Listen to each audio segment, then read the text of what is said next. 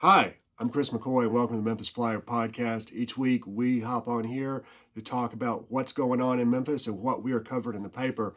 We got a lot of stuff going on this week. For example, Alex Green writes about the Memphis Concrète Music Festival, which is an experimental music festival. It's been going on for a few years now. That's going to be at Crosstown this weekend.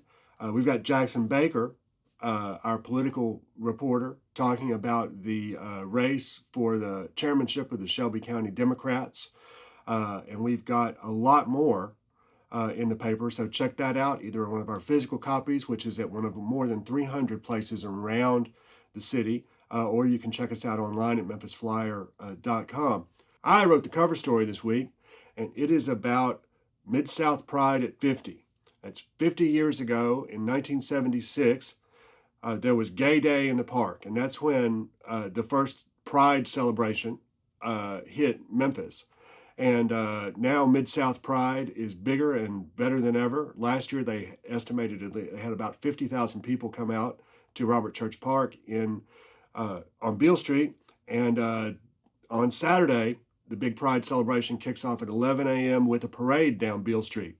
And I talked to several of the organizers, folks from Mid-South Pride, about what it feels like to be celebrating this milestone at this particularly fraught political moment. And right now, I'm going to bring you some excerpts from our interviews. So please enjoy, and we will see you at Mid-South Pride. So I am the president as well as festival director of Mid-South Pride. How long have you been doing it? I've been volunteering with Pride since 2010 and I joined the board in 2012. Oh, nice. So why did you start volunteering? Well, so I'm from Los Angeles, California, and I came out here, 20 something years ago, and I saw the festival, and it was 2010, and I was at the park and I saw how small it was, and I was not saying the nicest thing about it because I'm used to a huge like 3 hour parade down the main street, the cop cars have rainbow flags on them. And so for me, it was a real culture shock, but I was talking trash and a board member had said, you should really, put yourself in, if you're going to say something, you should do something. So we all joined up and started volunteering right then and there. And ever since, we've been just trying to grow this to something that we feel like our community deserves, Mm-hmm. and we want everyone to be seen. And to do that, you have to create that environment. And so that's just kind of one of the things that I like to do. Well, as somebody who's been to Pride celebrations periodically for a long time, it's gotten a lot bigger, for Yeah. sure. So I Yeah. think you're moving forward on that front. You Yeah. know, I feel like that's the whole thing is like, I feel pride is an emotion, right? And so, like, the more volume and the more love that we can garnish and have people felt that day at the park, and in that parade, is amazing. And I think that the larger we are, the more volume that is, and more joy everyone feels. So that's kind of the goal here. It's not to get larger and be bigger and to just be a bigger thing. It's to create more joy, more love, more pride, more emotion and more ways to find inclusion and acceptance, and love from your community. Because that's the biggest feedback we get. We have people from all over the world that come to our festival. Um, People from New York, people from Britain, Australia. They come, and the biggest compliments I get from these people is how community centered it feels, and how you can't miss. I mean, there's just so much joy. It's vibrant, that you can see the happiness and the love. And so those are big things. That's what we look for. That's what we try to create. I tell my team is like when you go to Coachella, you know, yes, it's about the concerts and yes, it's about the music, but it's about the experience. So what are those people doing? They're yes, they're singing the music and that's great, but they're like in this lounge doing this and taking pictures with this and like enjoying things outside of just the music. So I feel like that's what we should be doing, creating experiences outside of the parade, and outside of what's going on in the stages, but creating that experience and that pride throughout the park, no matter where you're going. That's what I'm saying. So 50 years is a long time, slightly less long time than I've been alive, but still a long time. And how does it feel to be at the wheel of this organization at such a momentous anniversary? It's very climatic for me. I've been doing this a long time. So Mm-hmm. the festival itself I've been running since 2011. And so this has been a long time coming, and so it's really cool for me to hit this marker as well as be running it. But you know, history is the one thing I've learned in living in the South is that history is so important. And hitting that milestone here and at this time, I feel is very important because us who are a little older, we know that we have not had rights before and that we've had to work hard to get them. The younger generation kind of grew up with rights, so they've not really had that feeling of take away, and having to fight for them. So, you know, it's kind of bridging that gap between us and bringing to light that we can still fight, we can still gain back, we can still do these things.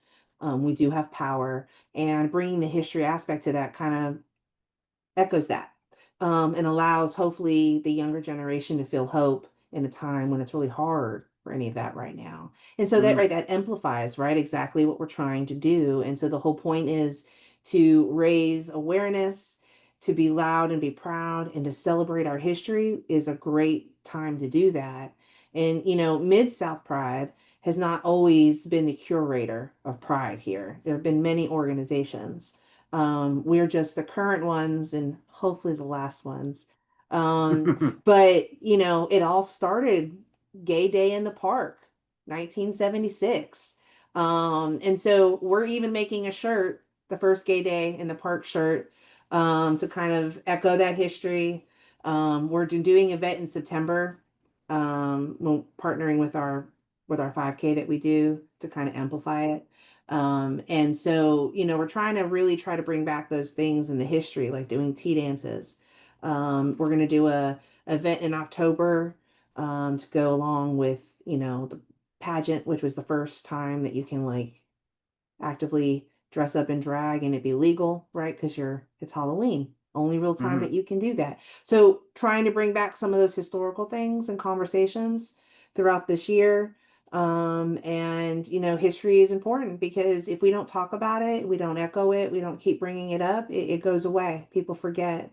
And as these people that have lived this history slowly leave us, we need to make sure we're getting the access to that as much as possible. So that's part of that too, right? So we have Mm-hmm. this huge timeline on our website, and we have curated an enormous amount of history through many different sources, and it's large. And what we did was we took the highlights of that and we created a huge timeline that we printed at the festival. And so you can look at it and you can kind of see some images from some of these times and these places. And we'll have people around that can talk about some of this stuff throughout the day so that we are echoing that history and not just talking about it, but also visual things. Mm-hmm. And hope, we educate some people. It's important. We should know as a kid, knowing, oh my God, Pride's been around that long. This must be okay. Some of those conversations are what we're hoping to spark as well. Can you remember the first time that you attended a Pride celebration?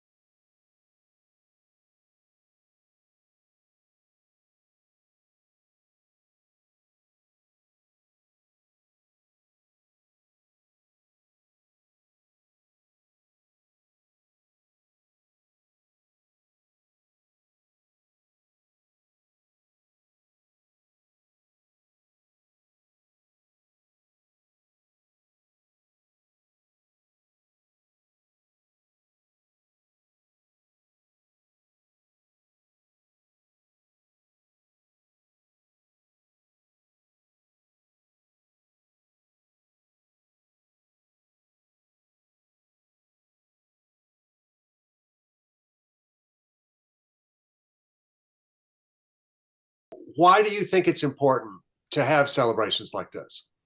Visibility is important and community is important.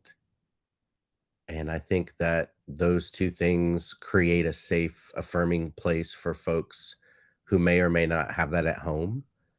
And it also helps teach others, like your family members, brothers, sister, grandmas, aunts, and uncles, that sort of thing, um, acceptance. And it also shows them that there are other family members out there like them, and there are people who, um, who kind of uplift others. And so to me, that's the important piece of why Pride exists. Also, it started as a riot. So I think some folks see the differing, um, some folks see it differently, Chris. Some folks see it as like a safe space, and some folks see it as not. So I think that's the division that naturally has happened with our society since Stonewall. But I do think that with the support of your family and friends, and also just having affirming spaces, I think it's, to me personally, I think it's a good thing. I know some folks want to challenge police or challenge, um, the ecosystem of what we've got going on, regionally and nationally. And that's okay. But I think ultimately, Pride is a place where you can come be yourself around others and be accepted for expressing yourself, really. About 2015, I think, is where our community really started seeing each other. I think that era was a good time for us to identify others, maybe even seek out people who weren't like us. I think that's the melting pot glory of what we've got going on in Memphis too. Is you might live on a street with a millionaire, and you might live on a street with somebody who's just getting by. Like, it's just a mix of folks. When it comes to the LGBT spaces, though, I really see groups, or I guess 10 years ago, I started seeing groups collaborate more, and I started feeling more support from others, from allies, from corporations, from government even. Um, and I think over the course of the 10 years, I've seen things change. Some of them good ways and some of them not good ways. I've seen people come into Memphis and shake things up. I've seen people come into Memphis and F things up.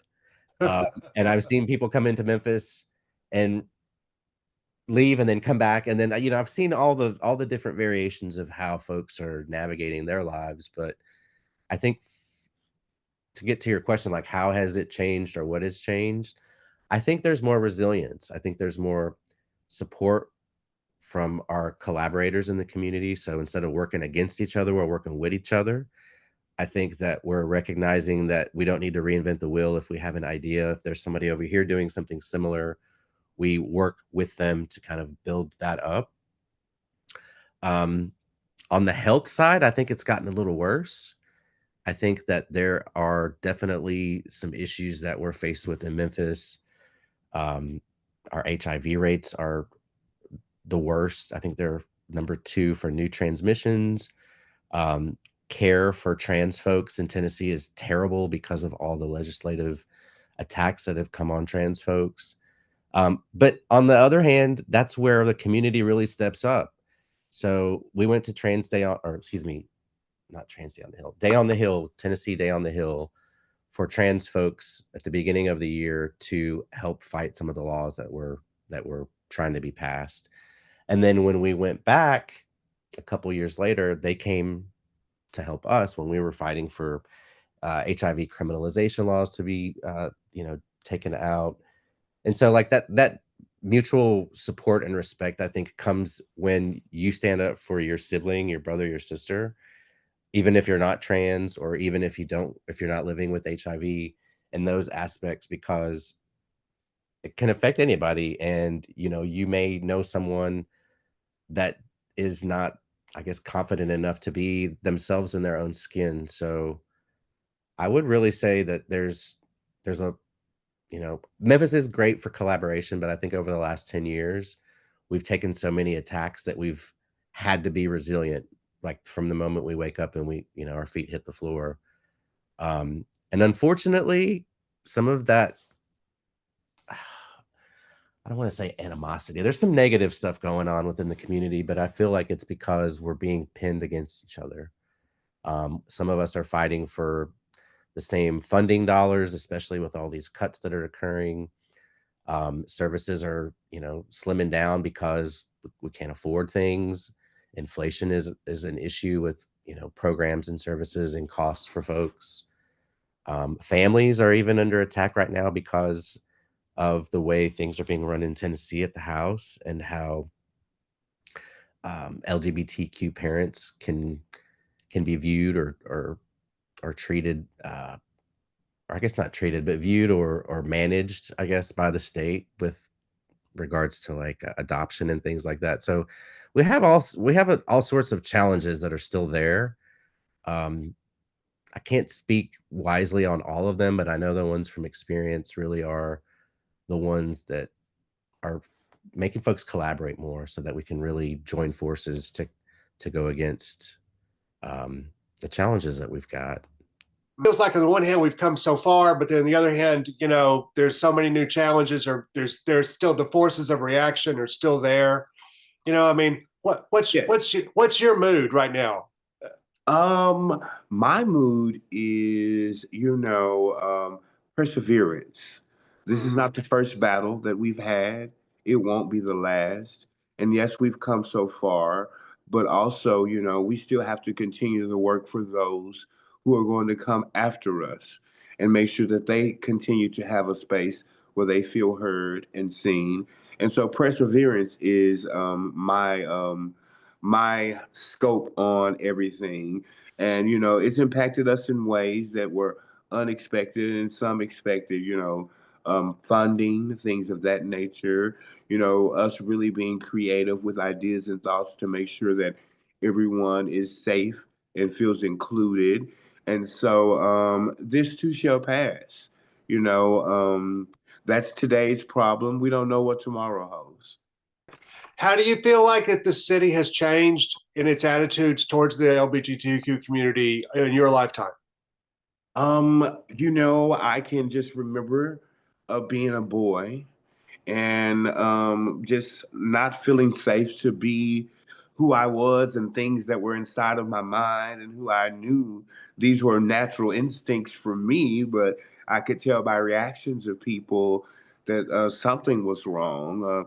Just to be candid, people told me that I was gay before I even knew what the word was and what it meant. And so I can tell, from being, in high school and having a heterosexual straight best friend who was quite comfortable with me, growing from there to now, where we have teenagers who are able to exist in high school and be who they are.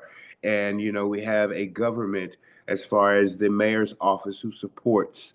Um, our community. We have a liaison who we can call and talk to. We have restaurants and allies all around the city, spaces that are safe for us to go if we need resources or help. And so I definitely can tell the difference from being a young man to a more mature man, the spaces that have been intentionally created for us to progress in our queerness and just be able to feel free and safe. Can you remember the first Memphis Pride you went to? Oh, I certainly can. And it started before we got to the festival or before the parade. We were downtown trying to get a good spot for the parade. And we were in a bar, the ones with the slushies, the daiquiris. And there was this drag queen who was just hanging out with everybody. And I smiled at her. She said, "Well, aren't you a cutie patootie?" And that just made my day. And when she took a picture with me, and she made everyone else's day just feel so special. And that's one of my first memories of my first Memphis Pride. Oh, tell me about the LBGT Chamber of Commerce. I'm not familiar with this organization. Oh, well, it's been around in its first establishment for about 3 or 4 years, but I've been on the board for about a year and a half as the advocacy chair. And We help businesses that are owned by those who identify as LGBT and allies get visibility for their businesses. We help with partnerships. We help with filling in the gaps. We help with internships and mentorship.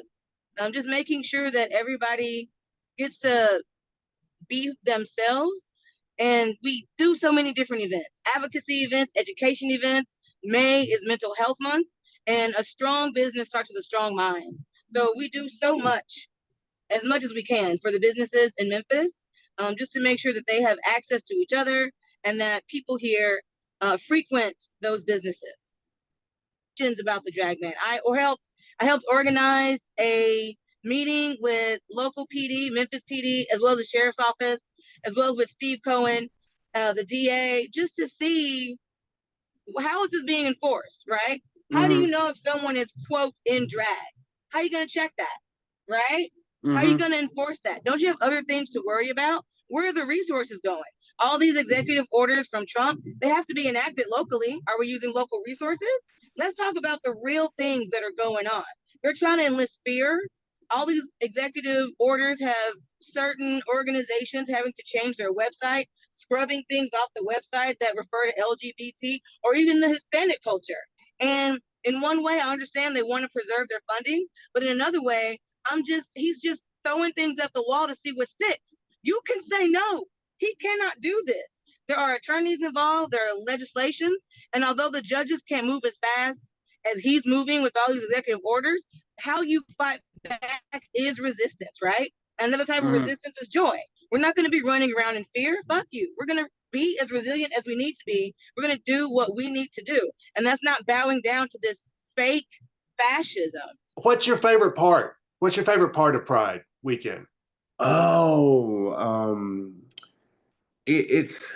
It's not a thing.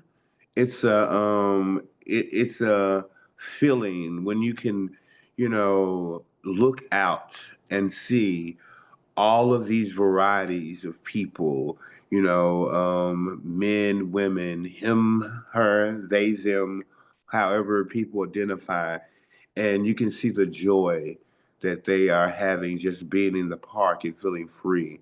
Or this young child who's curious and questioning who they are, and their parents bring them to a space that they feel safe.